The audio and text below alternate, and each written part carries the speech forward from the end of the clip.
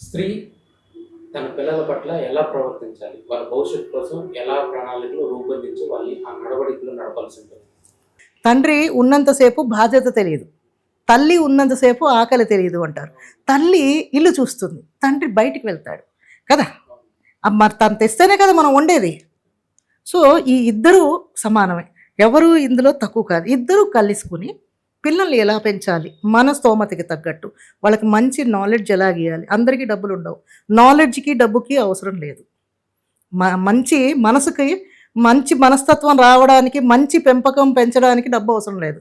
దానికి కావాల్సింది ఏంటంటే వీళ్ళకి కూడా మంచి మనసు ఉండాలి, మంచి కుటుంబంలోంచి వచ్చి ఉండాలి. అలాగంటే మంచి కుటుంబం అంటే ఏంటి అని అంటే ఒక ట్రెడిషనల్గా పెంచిన పద్ధతి ఉంటుంది. పిల్లల్ని ఎలా పెంచాలి చిన్నప్పుడు ఇది. ఇప్పుడు ఇవాళ రేపు మనం పిల్లల్ని చూస్తున్నాం, పేరెంట్స్ ఏంటంటే వాళ్ళకి లక్షల్లో జీతాలు ఉంటున్నాయి, వాడేదో ఓ పిచ్చికారో ఏదో అడుగుతాడు.